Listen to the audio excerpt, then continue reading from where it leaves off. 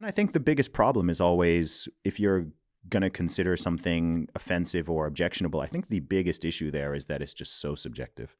It's incredibly subjective, and that there's no person who can be on authority and the absolute morality on what is quote unquote harmful or quote unquote offensive, right? Obviously, I spoke at the university and you were there, and there were people there who did not want me to be allowed to speak because to them, whether or not they're even familiar with me, they had somehow decided that I'm quote unquote dangerous, or I'm putting students at risk, or I'm somehow I'm hateful, or I'm offensive, all these type of words. And we all have our different sensibilities and our belief systems and the things that we stand for and the things that we're against and so on, based on our families, our religion, our culture, our nation, our values, our individual, our personality types, our experiences. And so if you were to go down a road of, okay, anything that offends someone or potentially offends someone, that's subjective. Yeah, it's incredibly subjective, and it quickly can descend into tyranny. And this has happened.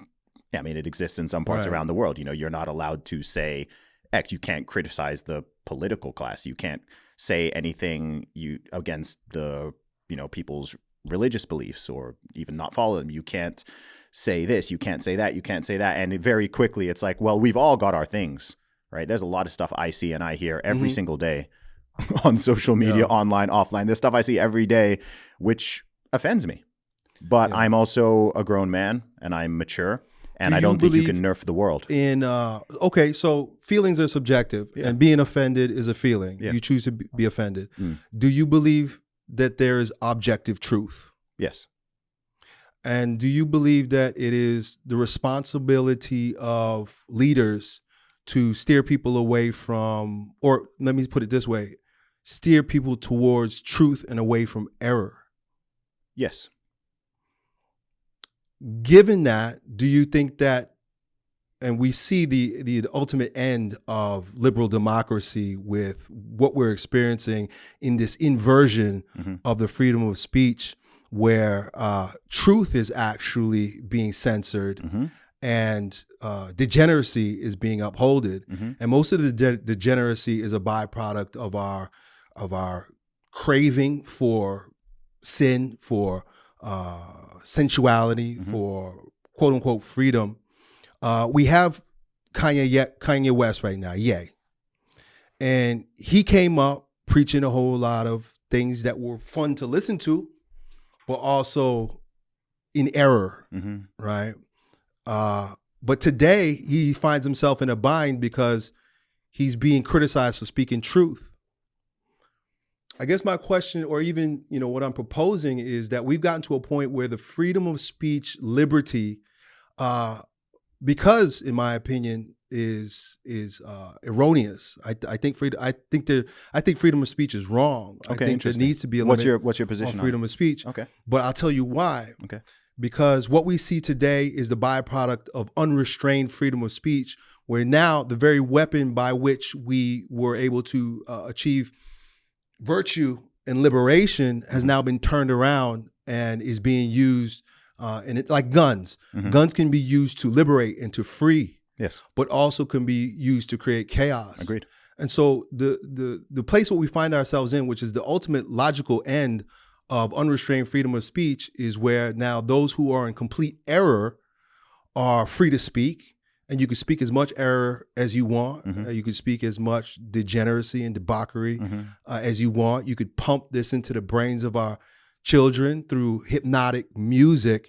But the minute someone like Ye or anybody else speaks out in a way that questions the narrative and proposes perhaps a more virtuous truth, is now taken down.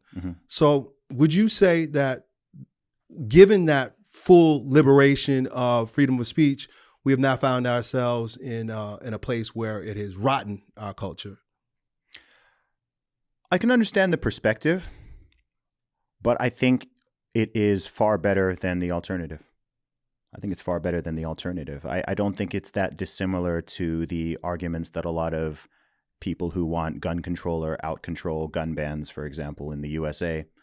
I don't think it's dissimilar to the argument they would use, which is that guns are dangerous, and there's a lot of them out there, and some people do bad things with them far more than you are doing with words, right? There are people who will go out and commit a mass shooting or murder someone or go into school and do this, and so therefore that freedom is too dangerous to exist. So we need to curb that freedom. We need to take an authoritarian approach and punish everybody and restrict and limit everybody in the name of safety or security. It's the exact same thing they did during the pandemic, right? They said that, well, freedom is too dangerous, right? They started calling it freedom, D-U-M-B, right? All you people advocating, against the mandates and against the lockdowns and against the using the weapon against the people in a negative way. Yeah, but that's using the language of safety and security to curb basic individual rights and liberties. And I think which is mostly born out of fear, which is an emotion. As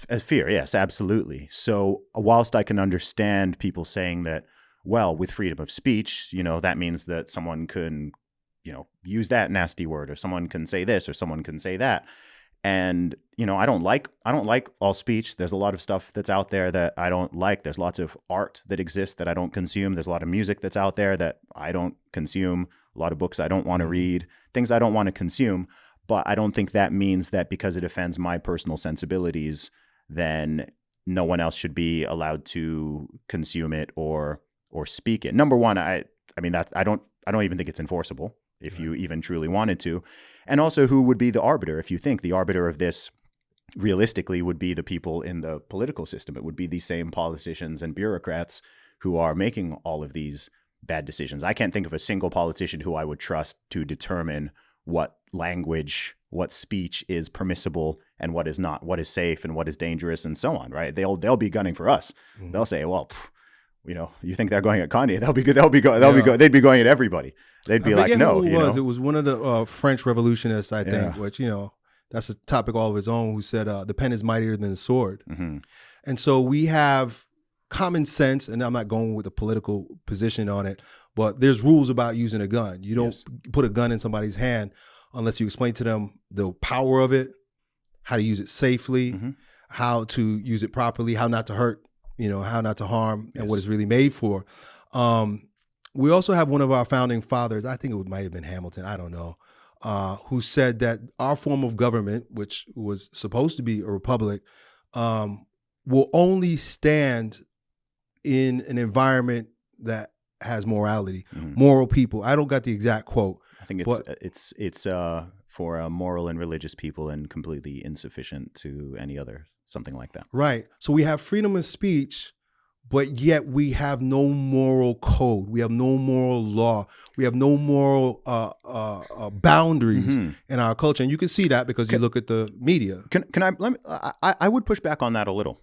I think at the extremes, there is some truth to that. But when I exist in the real world and I travel around the USA and I meet people and I talk to people and I interact and I observe people, I do think that most people have pretty solid moral and ethical codes and boundaries. I do completely agree that there's some real degeneracy and inversion that is being pushed out there. And some of it is in the mainstream. Some of it's now in the schools and in the universities and so on.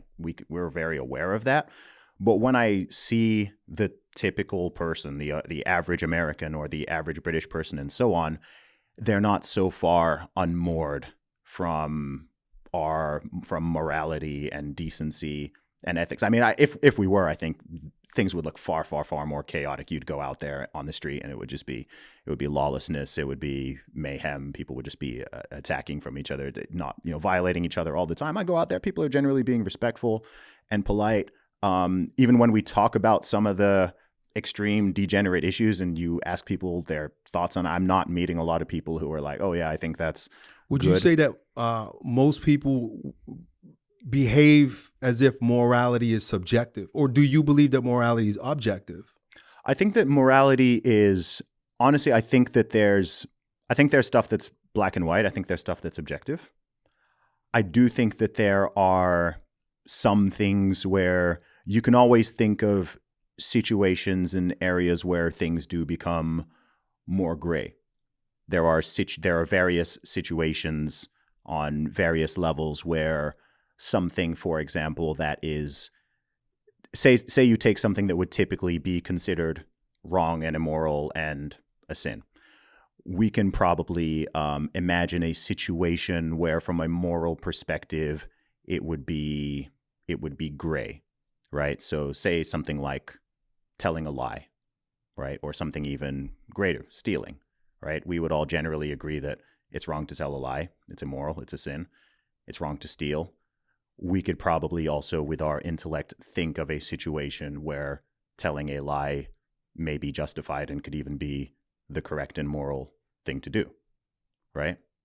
Exceptions. We could also think of a situation where perhaps stealing something, right? If you've got this person is going to starve I haven't got the money here. If I don't take this thing and give this to this person's going to starve to death. I think most people would agree, okay, in that situation, the greater sin would be to let this individual starve rather than to steal. And so I think that I do certainly believe in objective morality. I do think that there are gray areas. There are gray areas, and there are situations where, depending on how someone views the world and the specific situation and what's at hand, it's the trolley problem situation where it's like, well, is that you can argue both sides. Okay, I think that's the better option, or I think that's the better option. I don't know. This is not there's no good place to stand in a massacre. This is a morally gray zone. Well, would you say that morality has to be based on truth for it to actually be moral? That's a great question. I mean, if we're talking about some type of ultimate or universal truth, then my gut is leaning towards yes.